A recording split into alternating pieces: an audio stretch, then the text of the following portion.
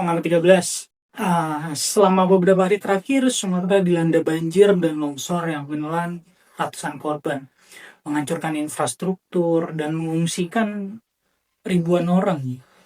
Tapi ini bukan sekedar hujan deras. Pakar lingkungan dan organisasi lingkungan hidup mengatakan ada jejak manusia, seperti pembukaan hutan, kanal di gambut, tambang, dan proyek energi yang membuat banjir ini bukan hanya bencana alam, tetapi juga bencana yang dipelihara.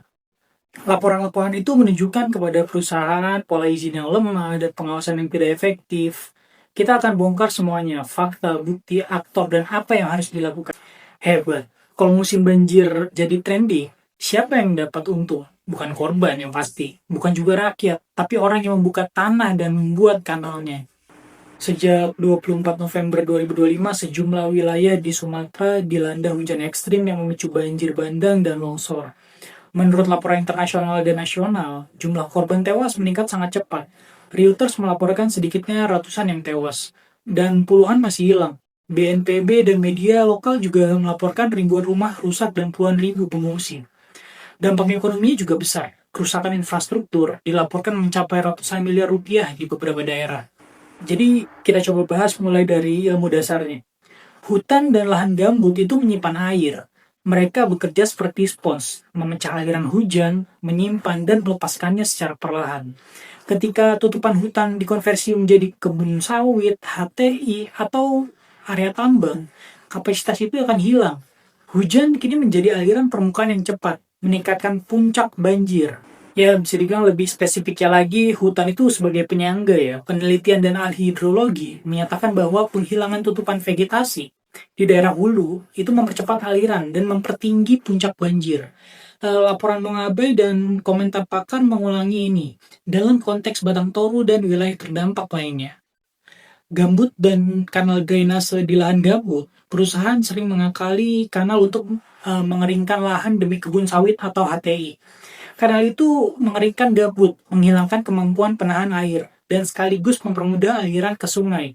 Pantau Gambut dan studi-studi lain telah menginventarisasi ratusan ribu kilometer kanal di wilayah gambut Indonesia dan mengaitkannya dengan resiko banjir dan kebakaran gambut.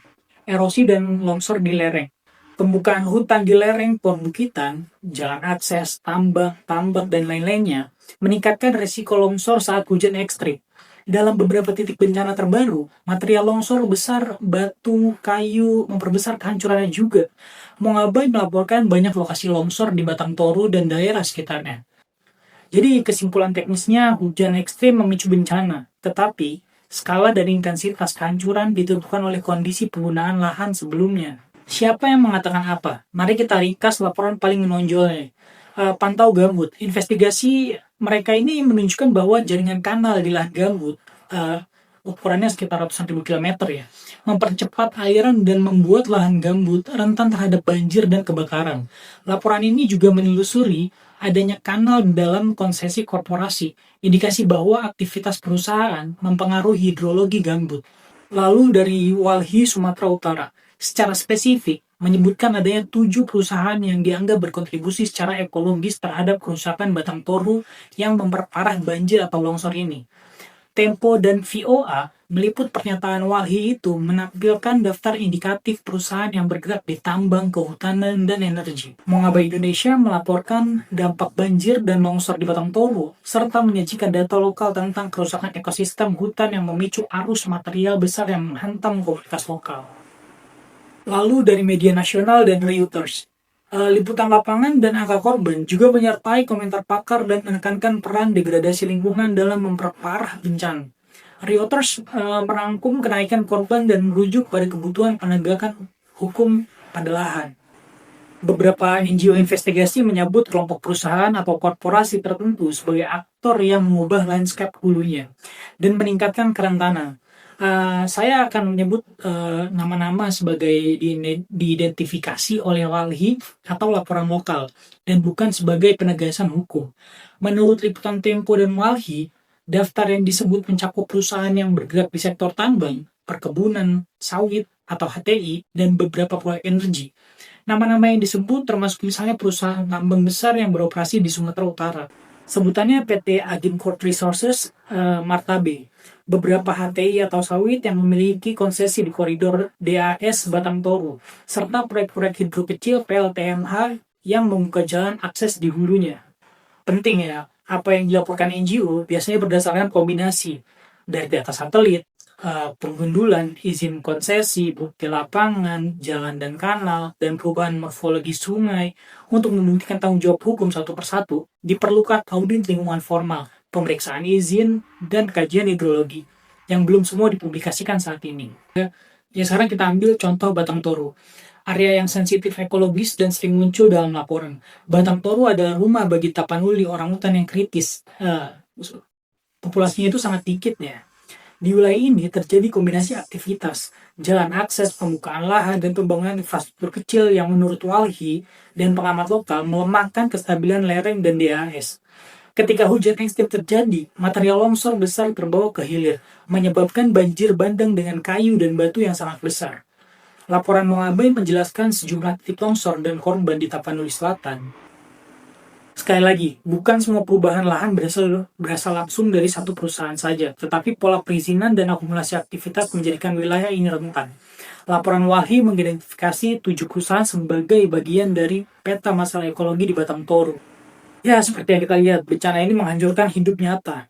Ribuan keluarga kehilangan tempat tinggal, petani kehilangan panen, nelayan kehilangan alat tangkap, jalan dan jembatan putus, biaya rekonstruksi diperkirakan mencapai ratusan miliar rupiah. Di beberapa kota seperti Padang, ya lebih dari itu, trauma psikologis bagi korban, anak yang putus sekolah, hilangnya mata pencaharian jangka panjang. Di sini juga ada dimensi ketidakadilan, keuntungan jangka pendek dari membuka lahan atau menambang, pergi ke perusahaan atau investor, sementara rakyat lokal menanggung biaya sosial dan ekologisnya. LSM menuntut kompensasi, reklamasi lahan, dan rekayasa restorasi ekosistem sebagai bagian dari pemulihan jangka panjang. Sekarang kita pertimbangkan argumennya. Mengapa tuntutan terhadap perusahaan itu sah? Banyak bukti empiris, peta satelit, kanal gambut, bukaan lahan, menunjukkan bahwa aktivitas manusia mengubah hidrologi wilayah.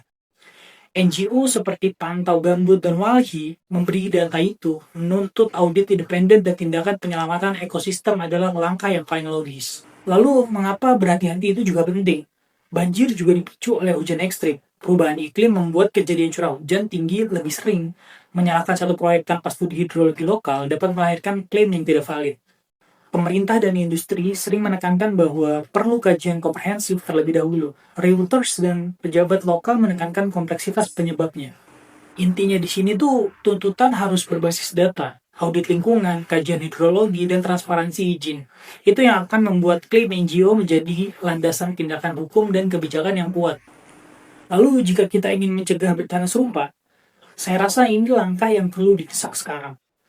Yang pertama, audit independen kawasan hulu, satelit plus lapangan oleh lembaga independen, akademisi, ditambah NGO atau ditambah BPK mungkin, untuk memetakan kerusakan dan kanal drainasenya. Lalu yang kedua, penutupan dan reklamasi kanal gambut ilegal, mengisi dan menutup kanal yang mempercepat aliran, restorasi permukaan gambut. Yang ketiga, moratorium izin baru di DAS rawan. Yang keempat, penegakan hukum terhadap pembukaan lahan ilegal sesuai temuan patroli yang meningkat. Contoh patroli Teso Nilo, pengambil alihan perkebunan ilegal. Reuters mencatat operasi besar terkait penguasaan lahan ilegal yang relevan. Yang kelima, skema kompensasi dan dukungan pemulihan ekonomi untuk warga terdampak, seperti reparasi rumah, subsidi pertanian, program kerja padat karya restorasi. Yang keenam, transparansi rantai pasok. Buyer global seperti merek besar ya, menekan pemasok agar tidak membeli dari lahan yang merusak. Itu akan mengurangi insentif deforestasi. Ya, yang ke-13, banjir ini bukan hanya soal hujan, ini soal pilihan. Apakah kita memilih jalur pembangunan yang menghancurkan penyangga alam demi keuntungan instan, atau memilih restorasi, penegakan, dan kehati-hatian. Jika Anda penonton ini sampai akhir, saya minta satu hal, bagikan video ini ke pembuat kebijakan, ke akun kepala daerah, dan tag NGO yang melakukan investigasi. Minta audit independen, minta transparansi izin, dan yang terpenting, ingat bahwa korban banjir itu bukan statistik. Mereka itu tetangga kita, keluarga kita, dan sahabat kita. Jangan lupa like, komen, dan subscribe jika kalian menyukai konten seperti ini. Terima kasih sudah menonton, saya pamit undur diri. Terima kasih.